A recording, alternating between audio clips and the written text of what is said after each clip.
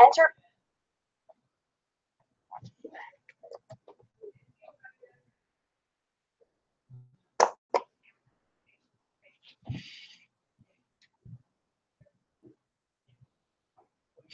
Okay, this is Prophet Raw, and I would be, and I just want to,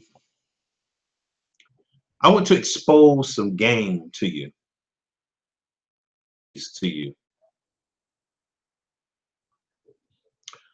that our enemies play on us, and they actually use us to help play the game that they're trying to run on us. Hopefully I don't be on here too long, but I'm going to share my screen with you all, and I want to show you what they think, what our enemies think about us. Okay.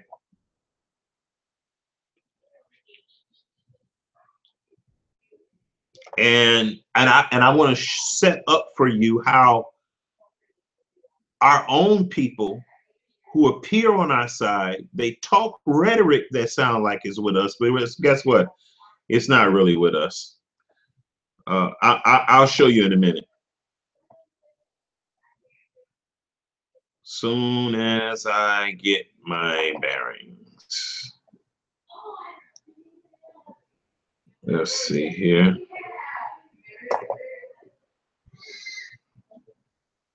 So yeah, I want to show you all this. Whenever it is us, I want to show you the type of language that they couch their rhetoric in when they appear to be defending us. And this type of rhetoric does more harm to us than just all out direct attacks. And I want to show you why and how. Excuse me. Oh boy. Oh. Okay, as soon as I can get my bearings here. And so that's why this is titled such.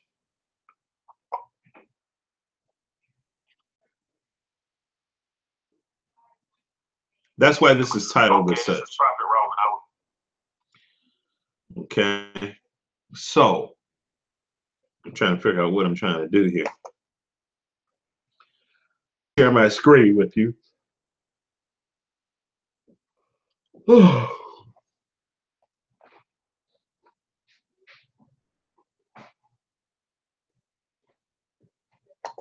want to share my screen with you all. And I want to show you something.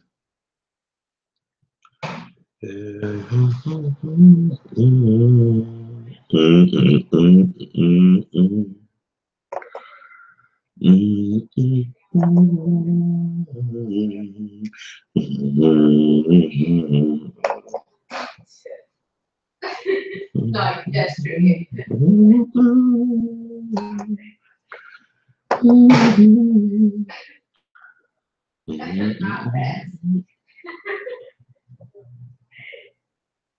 I'll be all like crazy.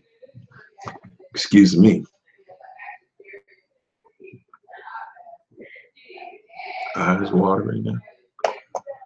But anyway.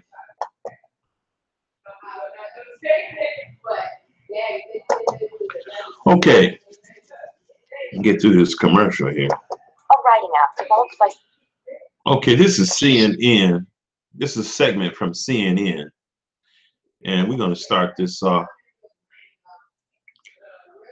This is a segment from CNN, interview of Montel Williams from the Montel Williams Show. And I just want to show you some things here.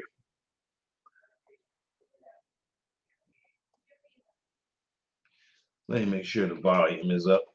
Help this Beats Pill up.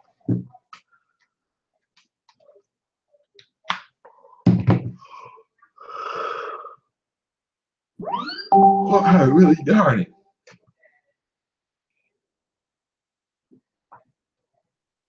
I had a massage a few minutes ago, and boy, that little machine worked me. I guess that's why I'm yarning. I don't know.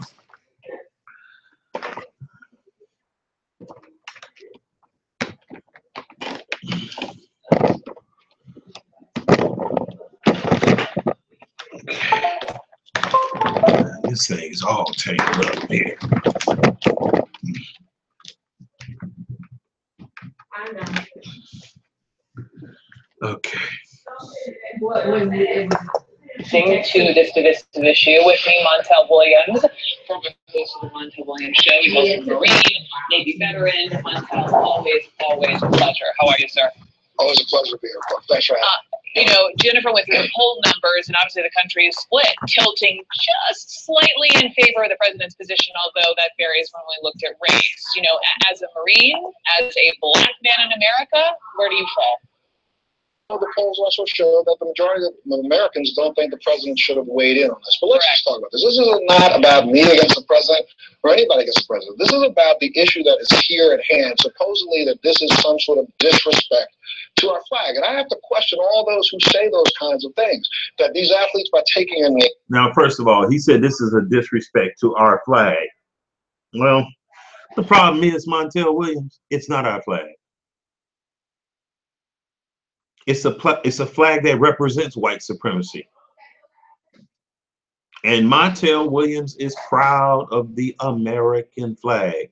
And I understand that, y'all. I'm not trying to be overly critical.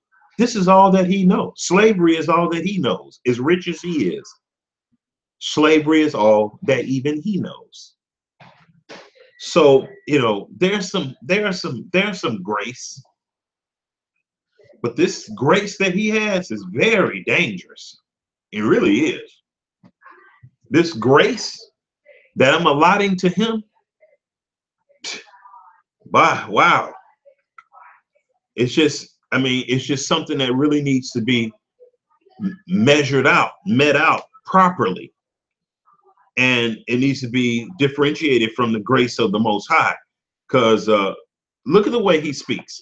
Which is something that people do in a church when they show reverence to their God, by taking a knee during this time and taking a second to reflect upon the ills of our society, that's so wrong. Because we as a society, Brooke, don't complain. Nobody complained this past weekend out on any lake in America where there was a young lady wearing a bikini bottom bathing suit that was an American flag.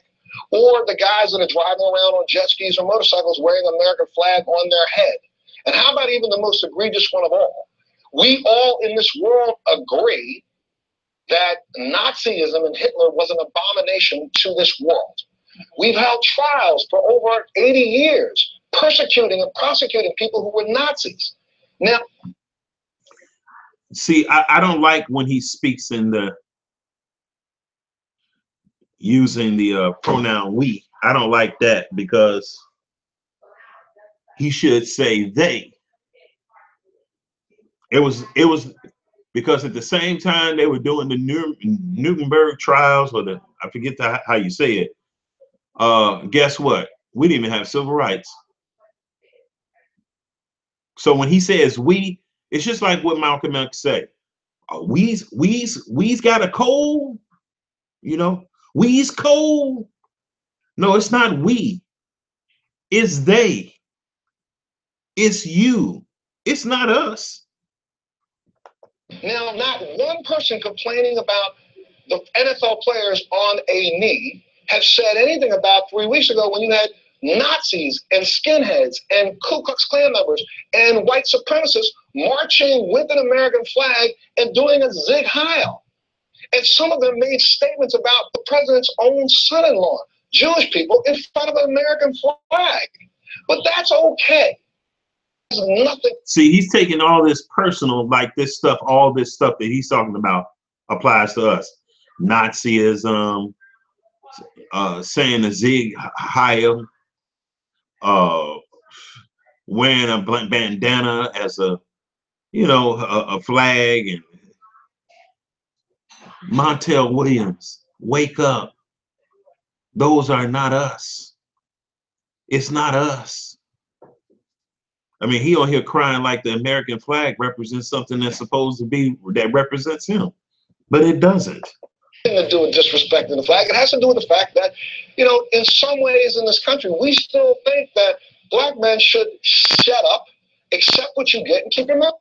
Now, look at that. He said, we think, listen to what he's saying. We think that black men should, what do you say here? we still think that black men should shut up, accept what you get. We still think. Now listen to what he's saying. We still think that now he's a black man, so shut up and just get whatever they can take whatever they can get, accept whatever they can get, basically. So this is some schizophrenic behavior here. This is some Stockholm syndrome here, because he is a black man. But he said we.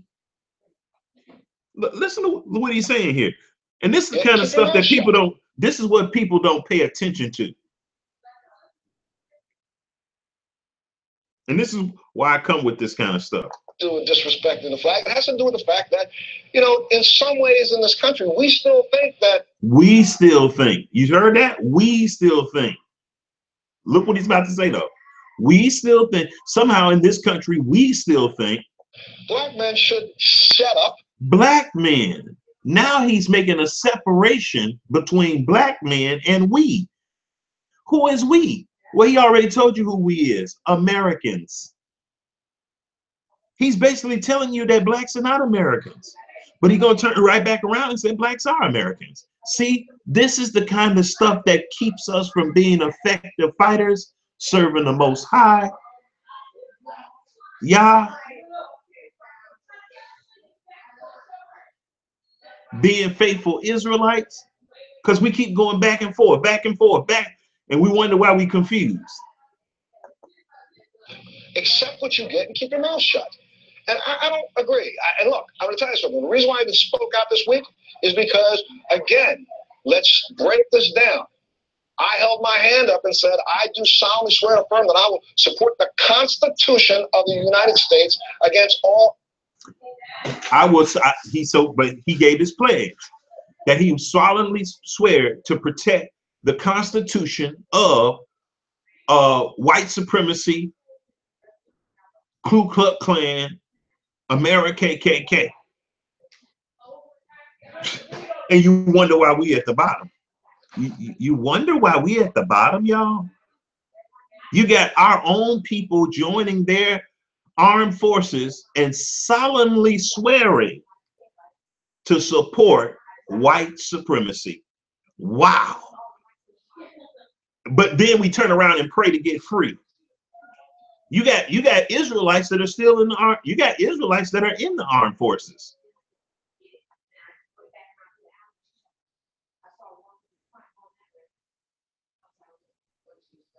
So enemies, foreign and domestic. I didn't say I support a flag. Enemy. So he solemnly swear to defend the Constitution against enemies, foreign and domestic. Any enemy against America KKK, he solemnly swear to protect it, foreign and domestic. And you wonder why we at the bottom.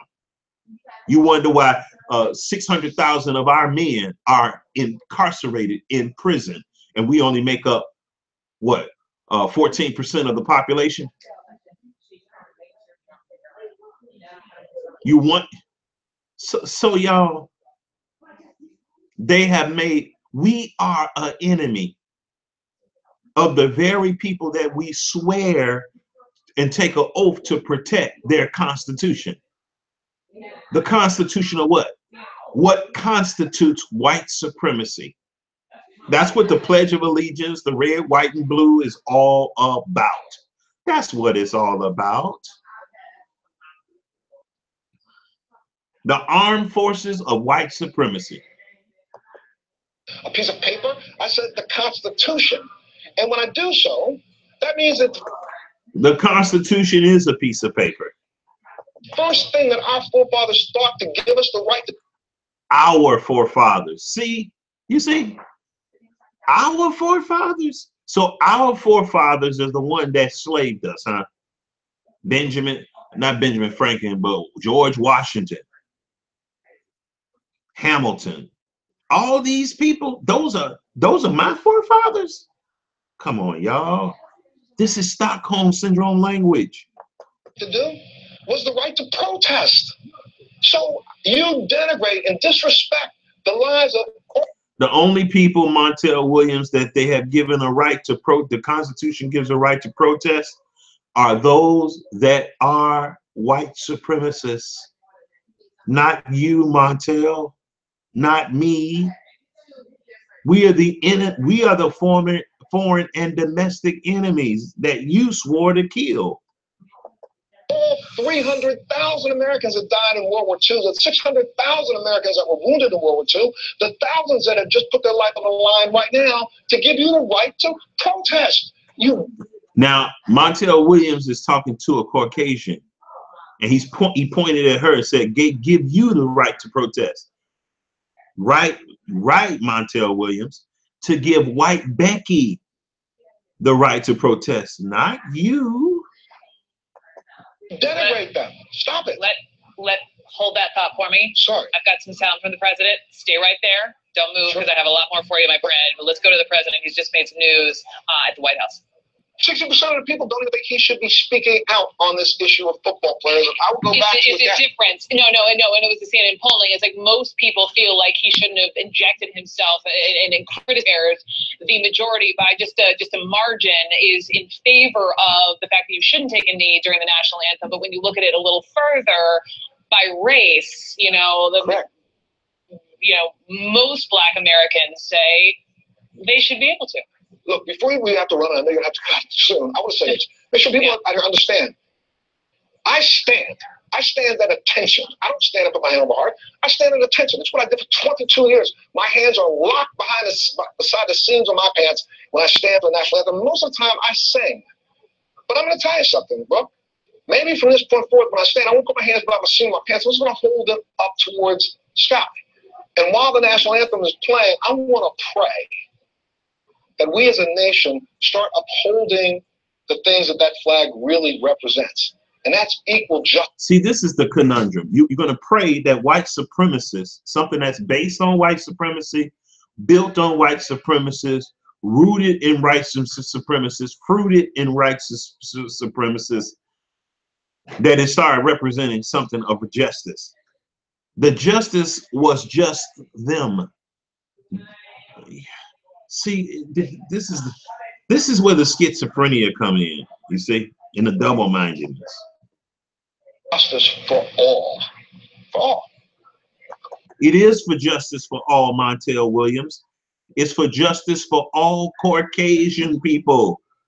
That's why 60% of the jail population involves us. So it is justice for all. White people. It was never made for justice for our people. We know that because we were slaves when they wrote the document. I still got you for and now you a fighting bit for it. longer. So let me talk to you as a veteran. I got you for two more minutes. As a veteran, I want to talk to you about this amazing moment over in Colorado, getting a lot of attention. These 5 African American students. You know where I'm going. I was at I went to the Naval Academy Prep School, and your story is absolutely right. The Air Force Academy. This is Air Force Academy Prep School. These racial epithets, go home, N-word, written on their. Now watch this, y'all.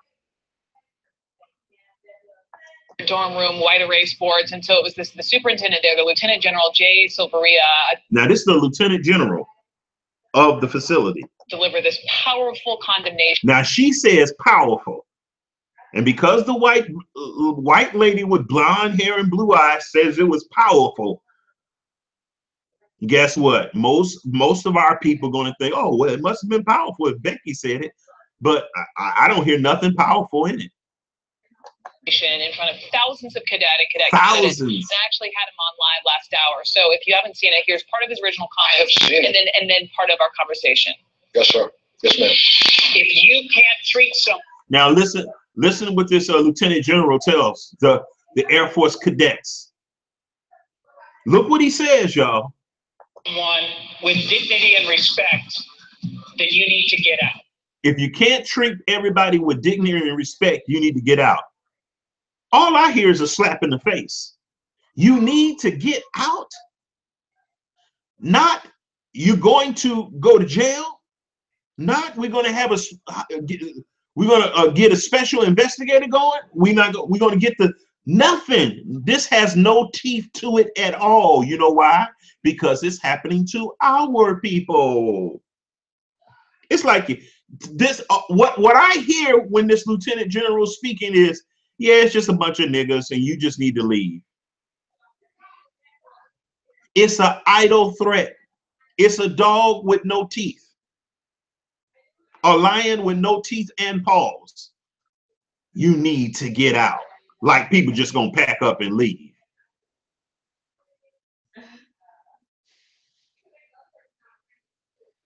Y'all don't stop falling for the okie doke, y'all. We really need to learn when people are not for us. When they give threats like this to their own people, that basically is telling you, it's just basically saying, nigga, shut up. That's what they saying. He's basically saying nothing's going to happen to you. Nothing's going to happen to you.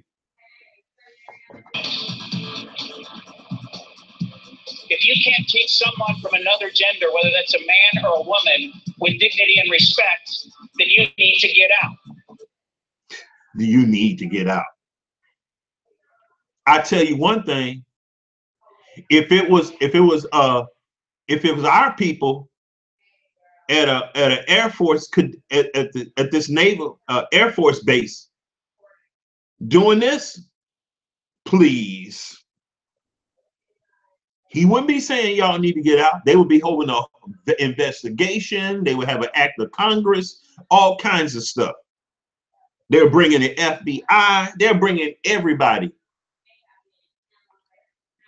But all he does is sit here and look serious and talk.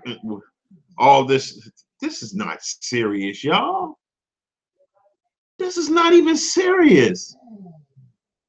He's advertising to the whole world. The people of color at our Air Force cadet facility. He's basically saying you have no rights. But you know, our people, white daddy, get up there and say this type of rhetoric and be like, yay, he came and saved the day. He didn't save nothing.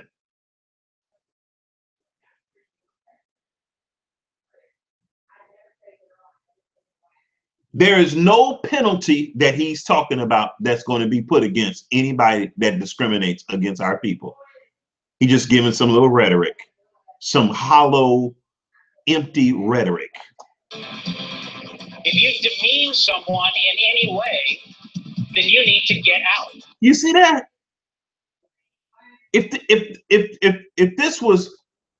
this was our people demeaning somebody, look at what they just did to the journalist, Janelle.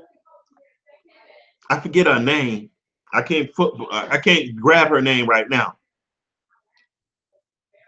Jemele Hill. She just said something, and guess what? She got suspended for 2 weeks.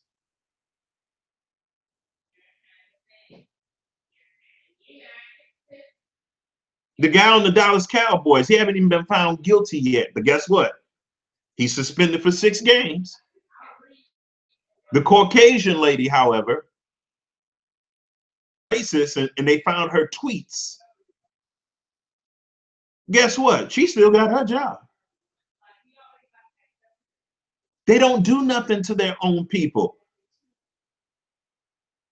She didn't even get reprimanded. All these police officers that shoot unarmed men, some of them haven't done anything.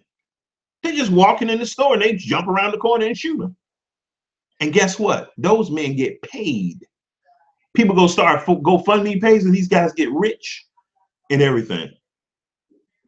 And this is all that this guy is doing. But our people are not deep enough.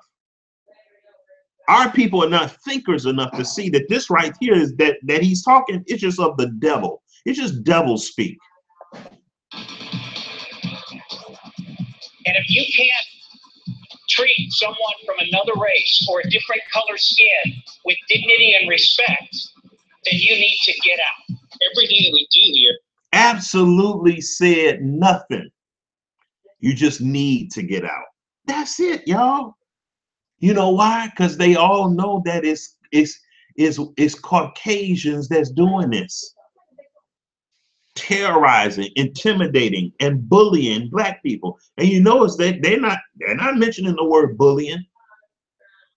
But anytime something happens to a Caucasian person, the bully word is gonna come up. Shut up. I don't want to hear nothing about no bullying.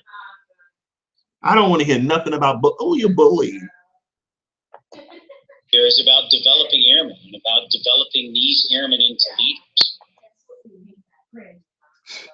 Y'all. So I needed to address the topic head on, but it's also about he didn't address the topic head on. Teaching them about addressing the topic. So look at that. He's teaching them about addressing it. He's actually trying to cape for why he didn't. There's no penalty attached to anything he said. Yeah, we want them to do it. We want them to be a justice system to themselves, because that's what Caucasian people are. It's not justice for us, it's just for them. Wanted to be unambiguous about how we're going to treat this topic. Unambiguous, brother. You shouldn't even use that word. But everything that we do here is about developing these airmen. So I wanted to take an opportunity to also give them a leadership lesson. Give them a leadership lesson. What y'all been teaching at the Air Force cadet training facility? I thought that's what y'all was supposed to been doing in the first place. See, this is caping. 30 seconds. Go ahead, Montel. Do you know that the only job in the entire country that has a grade for how you respect equal opportunity is the U.S. military? Our military has led the way for the last 60. Now, what Montel Williams is saying here, it really just undercuts everything that the Lieutenant General just said. I'll play it over. Do you know that the only job in the entire country that has a grade for how you respect equal opportunity is the U.S. military? And they don't even do it there. They don't even do it there. That's what they're supposed to be. They actually get a grade on that at the Air Force cadet training facility. And guess what? The guy basically didn't say anything or do anything except for, oh yeah, I want to give them leadership qualities. I want to put the ball in their court. That means y'all not doing your job. Well, actually, they are doing their job. They're making airmen who are racist. That's what they are doing, like they've been doing. Our military has led the way for the last 60, 70 years in America, representing equal opportunity for all. Because how is that? How have they been representing equal opportunity for all, and they was killing their own soldiers in Vietnam? How is that? 67 years? Come on, Montel. Stop caping, brother, for white daddy. When a soldier's on a battlefield, he doesn't look left and right and ask a white or a black person to protect them. He asks his... Yes, he does. Yes, he does. In the 60s, they was doing that, and don't think that they're not doing it now. The first person that's going to get shot is going to be the person of color, and the last person that's going to be on the field is going to be person of color. The most people that's going to get killed on the field, if they could help it, and if you look at it proportionally, it's going to be black people. So, Montel, man, see, these are the kind of so-called black people that get us killed because we like their passion, their, I can see through all that stuff, y'all, all the emotion and stuff. Brother to protect him, and they will always be his brother. For those who can't understand that that guy down the hallway might be your wingman that you want to denigrate today, it might be the reason why you die tomorrow. And we all ought to think about that, because there's been death and sacrifice by every race represented by what we call the United States of America. All of them and us need that same respect. Montel Williams, thank you so much. Thank you, Brooke. Thanks for having me. Back up to this. But anyway. Broader conversation. Let's just talk more about how the country. But anyway, I didn't want to keep you all. I just wanted to show you all that. And I want to help you all think through these things when you hear this type of news and stuff. This type of news is not for us. It's really not for us. Everything that Montel basically said is against our people. Everything that the newscaster said is against our people. Everything that the Lieutenant General for the Cadet Air Force Academy, Academy is against our people. Nothing has teeth. This is just part and parcel of the curses in Deuteronomy 28, 29, 30. It's just the same thing. You know, let's stop the okie doke stuff, y'all. We get all happy when white people address our concerns, and then we don't even know that they're not addressing our concerns. We don't even. I'm just saying. They give us Barack Obama, and then we start thinking that white people love us.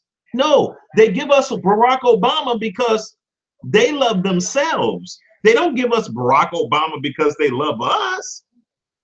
But you got 95% of our people going voting for Barack Obama. 6 in one, half a dozen the other. We somehow want white daddy to embrace us. Whether he does it with a white face, a black face, and I want to tell you something else that I don't like. I don't like this brown black stuff. I don't like it. I don't like this brown black stuff. I don't like it. We Israelites, you know, we always are messing up and muddying the waters with all kind of other language and stuff. I don't like it.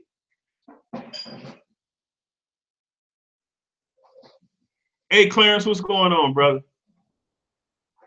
My grandfather used to always use to say, I don't care how good white people is to you, you don't never think they love you. Thank you. Thank you. And Clarence, let me tell you something.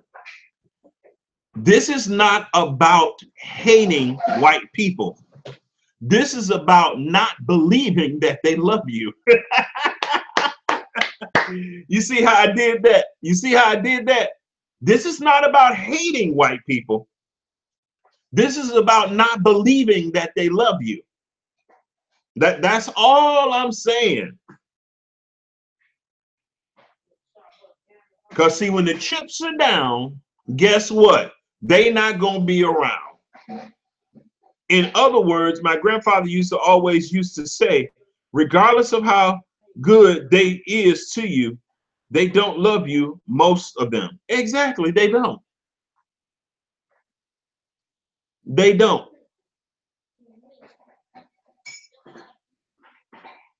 If people are not willing to pay the ultimate price for you, and they have historically been styled as our enemies, they're not for you. If they're not willing to give the ultimate price, because I'm going to tell you this, our people have paid the ultimate price for this country to be great. What they call great. We've paid the ultimate price, and we shouldn't accept anything in return that's less than the ultimate price that we have given for this country to be great.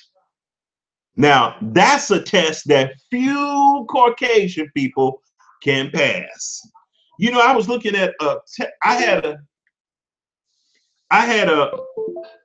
going to do another study. I'm not going to keep y'all, but I'm not going to do it tonight. And you know,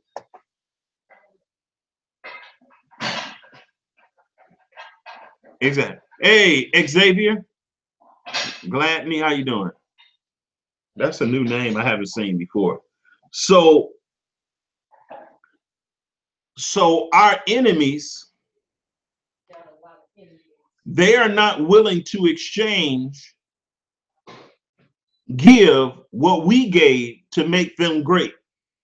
Therefore, they are your enemies. I don't care how sweet they are, how much they give you the pie face, how many raises they give you.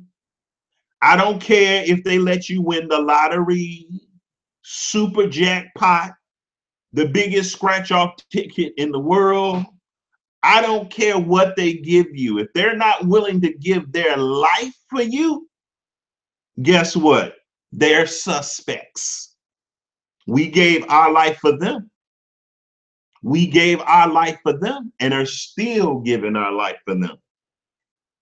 You see? So, but anyway, look at the arrogant look on her face. Yeah, don't she did exactly, humble servant? Don't she look arrogant? Arrogant. The red, white, and blue star-spangled flag is nothing but a symbol of white supremacy. That's all it is. They have us enlisting to the armed forces to support white supremacy all over the world, and we do it. Why? Because we want Pell Grants and Pell loans, and we want free education and all this kind of stuff. What will a man give in exchange for his soul? We want a VA loan and all this kind of stuff. It ain't worth it.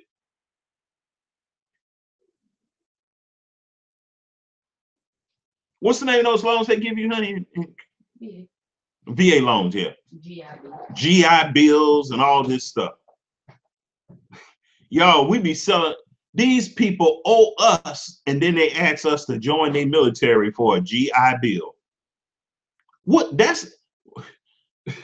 kind of exchange is that? We gave generations for this country to be great, and now we gotta give our life just to get a bill, a GI Bill? Come on, y'all. This don't make this. It's not adding up. And then when you get injured on the battlefield, you got to go to a VA hospital, some little raggedy VA hospital for treatment. Come on, y'all. Come on, this is not making sense. And you standing at attention with your talking and giving a pledge of allegiance and all this kind of stuff for a piece of paper that kept us as slaves? Y'all, if this is not Stockholm Syndrome, I don't know what is. But anyway, this is Prophet Rawanawa B signing out. Hey, Clarence, you still got your YouTube channel, man? I remember you. I remember seeing your channel a long time ago.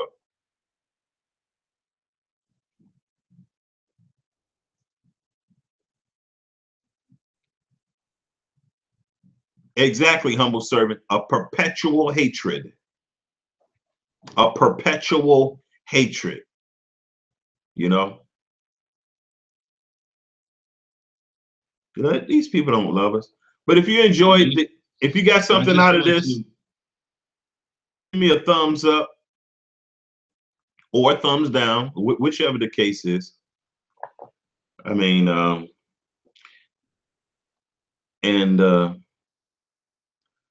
I enjoy your take on Vocab Malone. Hey, Mina Sykes. Hey, how you doing? Shalom, shalom. Oh, okay, thank you. Thank you. I appreciate that. I'm glad you were edified by that that effort. Yeah, we need to deal with these people because what looks like it's going to be a shakeup. There has to be a shakeup among Hebrew Israelites. There has to be a shakeup, and the shaking is taking place even now. So everything that can be shaken will be shaken, that those things that cannot be shaken will remain, you know?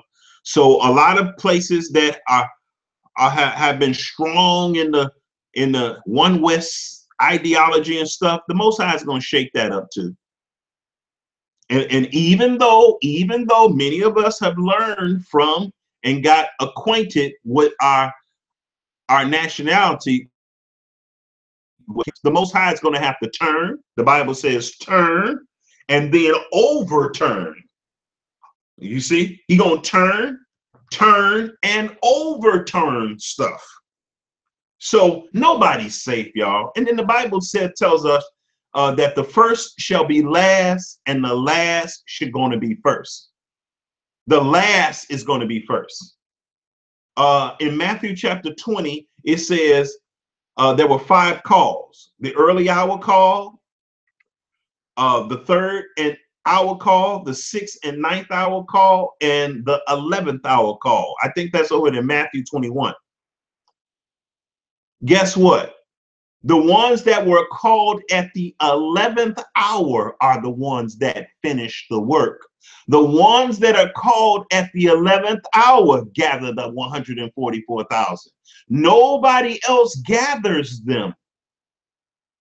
Now, all the other calls, the first, was it the early hour, 3rd, 6th, and 9th? Yes, they help gather people who going to gather the 144,000. But guess what? These people really don't get the privilege, because as I recall in that parable, it says at the end of the parabolical workday, the Bible says in Matthew, let me look at that right quick. Matthew chapter 21. Let's see. Let's check it out. I'm trying to stop y'all.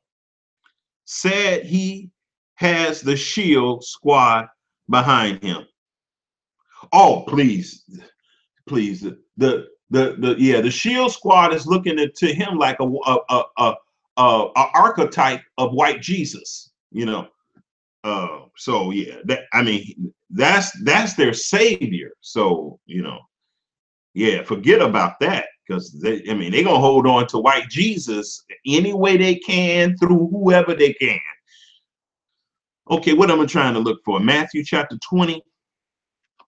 I need to really do a good teaching on Matthew chapter 20. I got one on my channel, but it was a long time ago I did that teaching, many years ago. But the Bible says, Matthew chapter 21. Oh, Matthew chapter 21.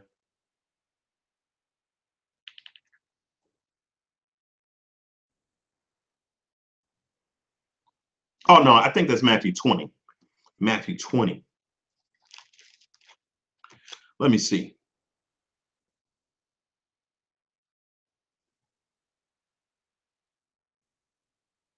Yeah, Matthew chapter 20, verse 1.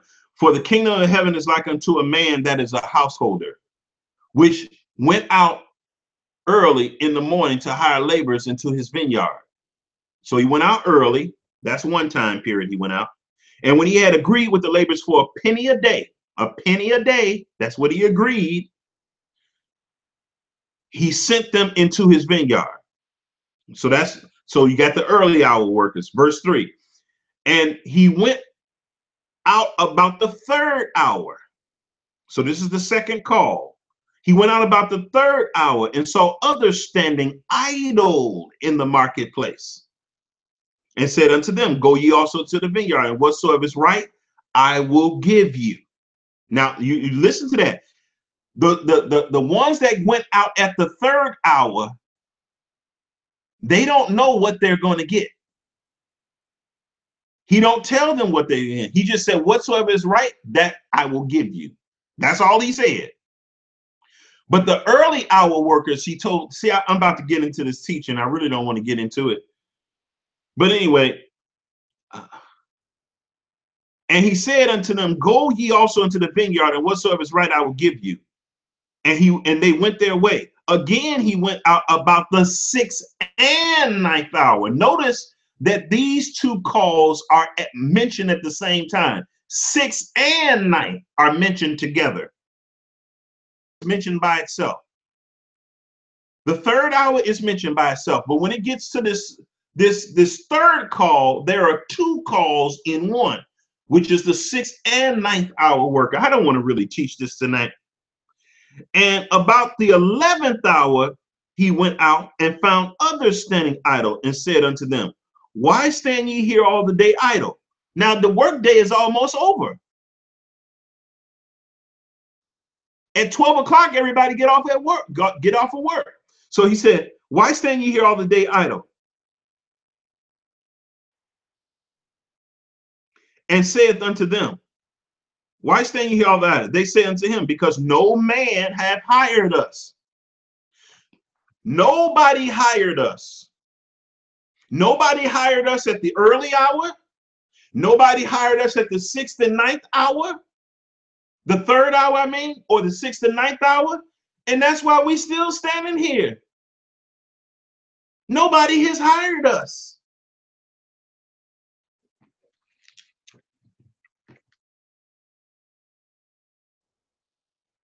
They said unto him, because no man have hired us. He saith unto them, go ye also into the vineyard, and whatsoever is right, that shall you receive. So nobody knows what they're getting paid except for the early hour workers, according to the scriptures.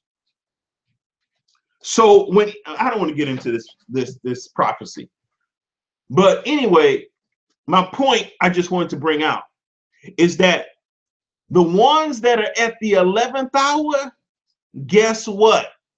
They are the ones that's going to finish the work. And all the things that were accomplished through the early 3rd, 6th, and 9th is going to help propel the 11th hour workers to pass the work, finish the work. And guess what? That's why the Bible says the first shall be last. The last are going to be first. The last are going to be first what? To gather the 144,000. The other ones are not going to gather everybody. They're not. They're not going to gather everybody. They're going to gather people who going to gather, help gather. But they're not going to gather nobody of the 144,000. So all this role playing that people be playing, oh, I'm King David, I'm Samson, and all that Comic-Con stuff that they try to overlay with the scriptures, it ain't gonna work, y'all. The last is going to be first. The first is not going to be first. The last are going to be the ones that's first. The ones who work the shortest amount of time is going to be the ones, they're going to get the same pay as everybody else. And let me tell you this too. If you have somebody that starts work at,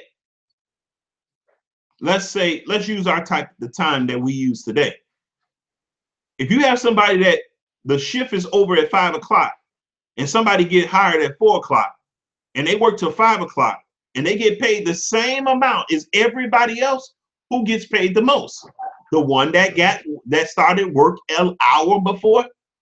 They as far as rate, they are getting paid way more than the people that started at 6 o'clock in the morning or 9 o'clock in the morning. You follow me here? So even though the pay monetarily is the same, the rate is totally different. The rate is different because they only worked the hour. But in that parable, it says that the ones that started an hour before quitting time, they got the same amount of money as the ones who worked the whole day. There's a big spiritual lesson in all of this, but I ain't gonna go into it tonight because it's just too deep. And anyway, this is Prophet Raul, and I will be signing out. You all take it easy and have a wonderful evening, and shalom.